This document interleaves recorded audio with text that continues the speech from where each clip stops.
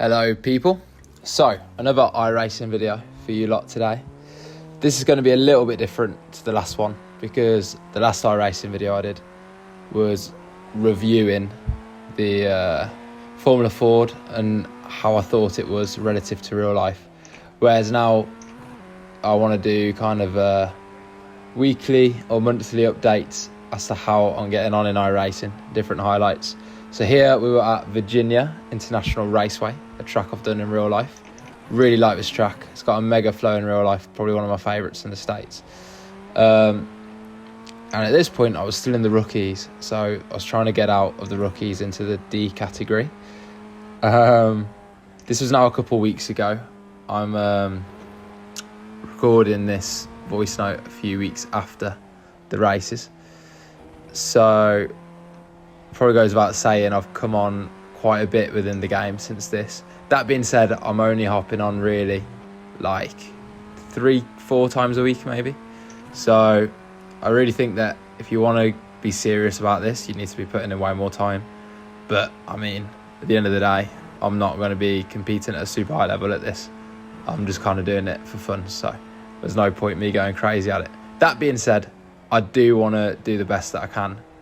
So anyway, here we are for my first quali run off the video. I did 3 races in this video, so this is the first quali run. And to be honest, the first race went the best out of the 3. You're gonna see it was pretty disaster. Thought I was saying something there. In this first race, I had my voice on the microphone, so you're gonna hear that. So I might have to try not to interrupt myself. In the second one, I've actually muted it because I was on a chat with a friend of mine. And at this point of the lap, I'm 3 tenths up on myself. And I completely, without wanting to swear, completely bottle it. So, yeah, I lose quite a bit of time through there. But at least I didn't get an X on my lap. So I've actually ended up like a tenth quicker. But what you're going to see is a recurring theme of me picking up X's like they're going out of fashion, which is obviously far from ideal. But what I was saying is that the second race, then I was in a party with someone. So I've muted it to protect myself and them. And then the third one, I didn't have my mic recording, so it's just going to be the game audio. Right, so first lap was pole at the time, ended up getting put down to P3. Second lap got X there, as you can see. I drove off by myself. So, start of race 1. Reaction was pretty good. Launch was decent. To be fair, like, we've all pretty much matched each other. I think I was in split either 3 or 4 for this race. Pretty much been 3 or 4 for all of the races. Straight up to P2 there, into turn 1. And I think the big thing that I've noticed is these guys, they're pretty much quicker than me. I'm quite slow, to be honest, but their racecraft is quite poor. So coming through that left, your man there, number 4, has gone in too deep and just easily given me a switchback for the lead. But as you're about to see, I don't really have great pace. He's definitely got better pace than me. And coming out that quick left at the top of the hill, I've had a terrible run. So he's all over the back of me. I'm just defending the inside at the hairpin. Trying to make sure he doesn't pop a move. And now trying to break the toe. And he's kind of a bit slow to get in the toe. But this straight is so long. And like, I'm not going to be side swerving people once they're alongside. Going to be cleaner than that. So he gets alongside. And yeah, I'm happy to concede the corner there. It's lap 1 of the race. There's no point crashing over the lead on lap 1 when it's a 12-minute race, so plenty of time to settle this one yet. But anyway, so he's in the lead. This gives me now a great opportunity to see our pace difference through that last section there. I felt like I matched him pretty well, except for I was understeering at that corner, and I felt like pretty much in all the races I was understeering there for whatever reason. So perhaps I need to look into that a little bit for the next time that I'm racing these cars on this track. But that being said, it's not the end of the world. He's gone for like some weird semi-defensive line there. So I've caught him on the way in, but to be honest, I've gone a bit wide on the exit myself, and he's kind of got me.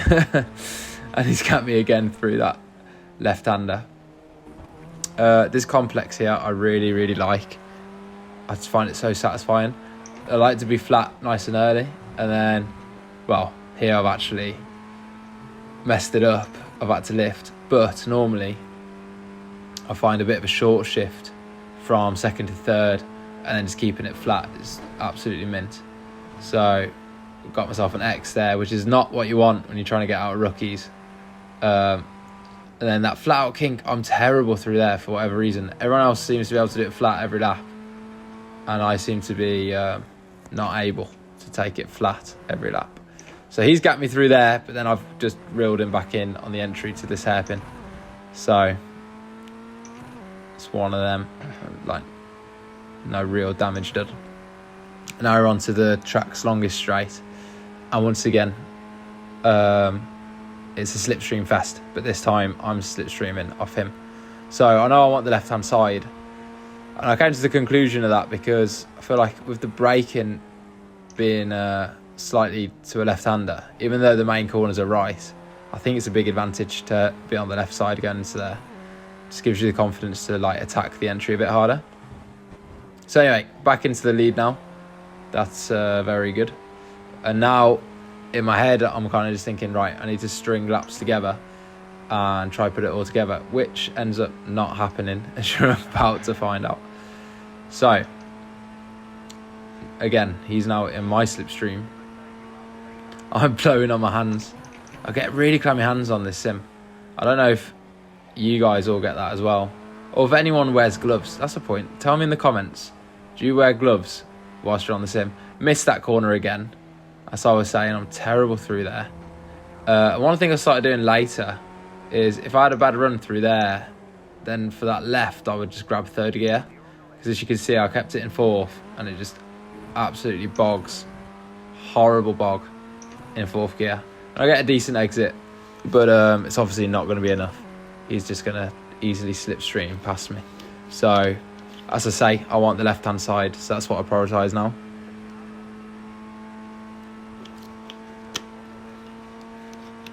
There he goes, pretty much blowing my doors off in a straight line, and I hold my line, so then we're still side by side. And look at that, I forgot about this, but that's actually pretty good racing, isn't it? Like, say you're on a sim online with an absolute stranger you don't know in the world, to go side by side like that, that's some pretty good racing, I think. But here comes the first of my big mistakes. So I could tell that I didn't really have the pace to go with these guys. I maybe only did like 5 or 8 laps or something like that of testing before hopping into this quali, and it really shows. Like as you'll see next week for the Laguna races, I did like a good 15-20 laps of testing, and the difference is night and day. So I'm not even going to bother doing a race unless I've done a decent amount of testing now. But I've had a slowdown penalty there for turning in too early and cutting the track. So big lifts. I've tried to be a bit tactical with it and not lose too much time, and it's kind of paid off, to be fair. Like the guy behind in third place didn't get past. I've had to concede the lead, but as I say, it's a bit of a slipstream fest, so that's the least of my worries. So I'm having a swig of water down the straight. So yeah, in the tow. At this point now I'm still perfectly in touch with the lead, but now it's all about to go up with the tits. So coming into this last section, I lose the rear end. I think I swear. Yeah, I do swear there. So a little bit of rage. Maybe I should bleep that out. I don't know. And there you can hear me complaining about a lack of rear end stability. And this next lap was the worst of the whole race. I get absolutely gapped this next lap. As you can see there, my engineer's telling me 2 seconds, even though looking on the relative it's 1.5, I think that says.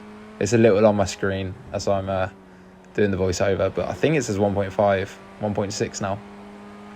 So yeah, basically they gapped me hard, and now we're coming on to the last lap. So it's funny, like the whole time I feel like I'm lacking pace. In the areas where I should be in control, like not much pressure, and now it's like nothing to lose, so I'm just like, let's just send it. And that's by far the best rotation I've had in turn one. You'll even see in the later races I don't get that good a rotation in turn one again, really. So that's a bit annoying, but I suppose better late than never. Carried decent minimum speed through there.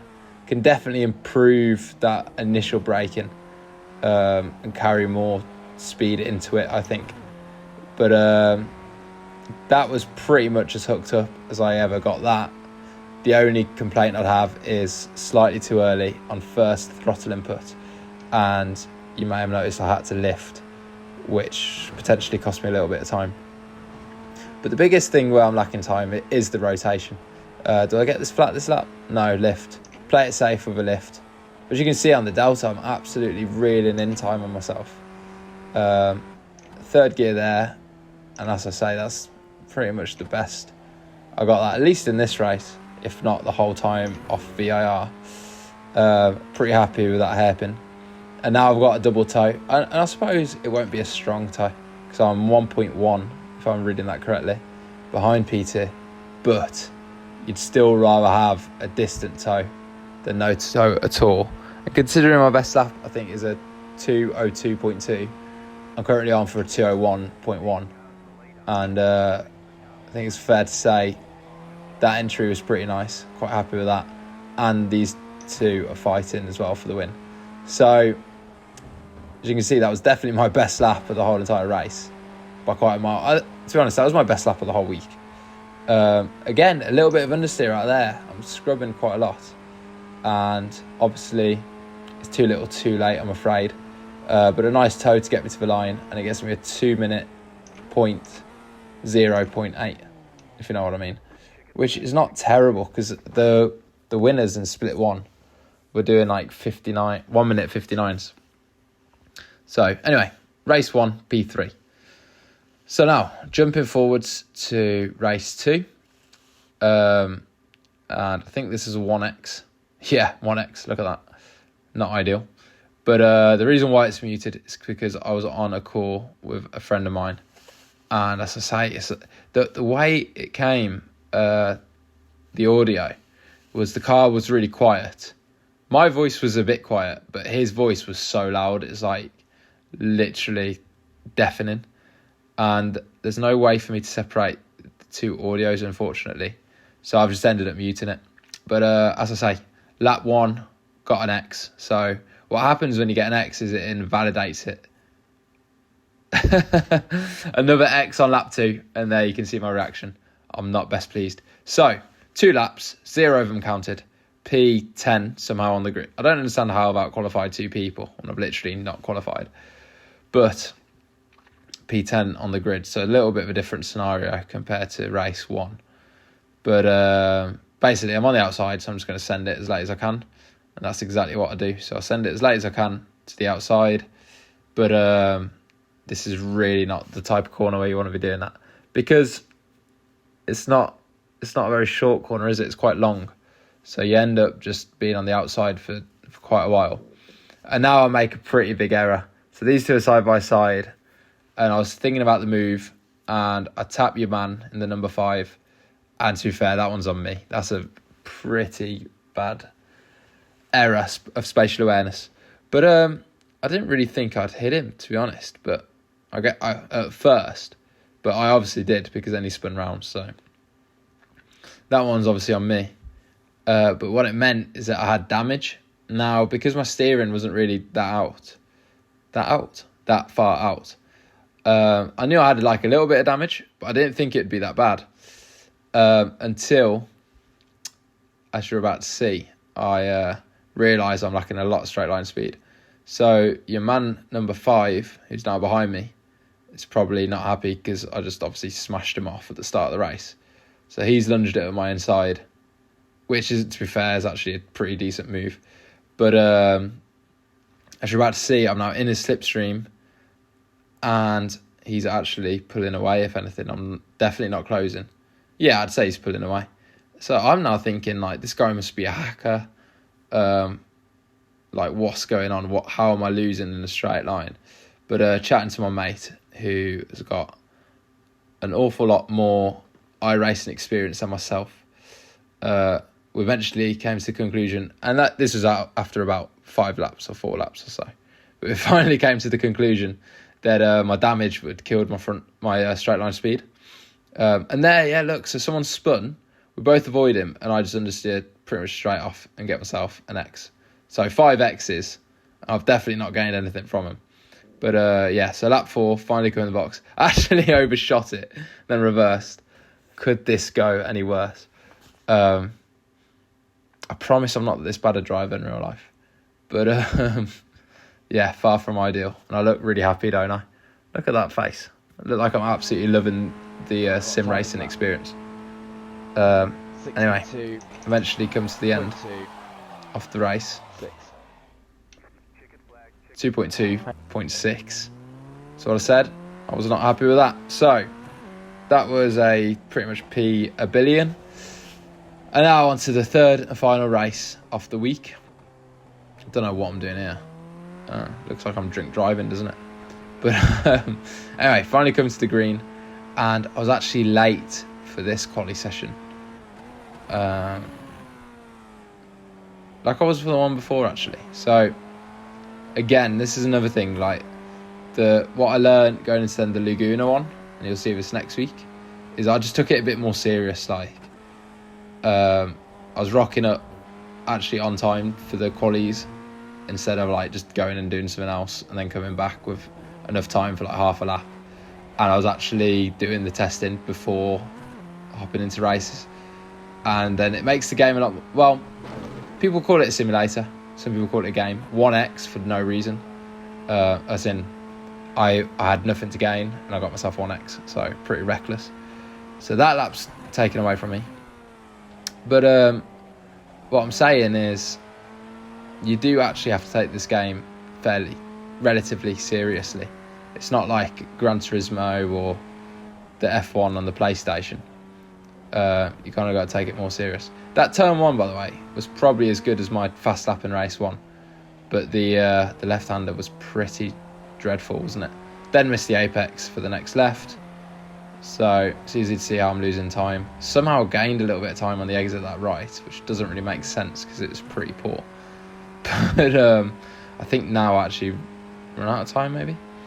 Anyway, what I was saying is, you definitely have to take it a bit more serious than what I was on this week, and you'll see that on next week's video at Laguna.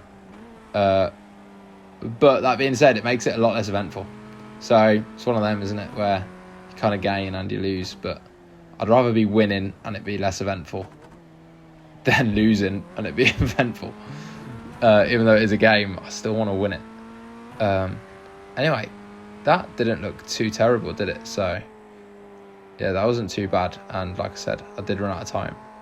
But that's the thing, you rock up without enough time for the quali and you go P last. So starting 12th, again, I think this is like split 3 or maybe split 4. It would be like, they normally put me in and I'd have like 1 or 2 other rookies and the rest will be like D's and C's. Nearly drove over your man before the first corner, so I've backed out of that, now gone to the inside. Kind of not really anywhere to go. You can't, it's weird, like in real life I feel like it's easier to just send it, whereas in the sim, for whatever reason, that never really like seems to be much of a channel opening for you to like kind of put the car in, so you kind of having to follow the leader.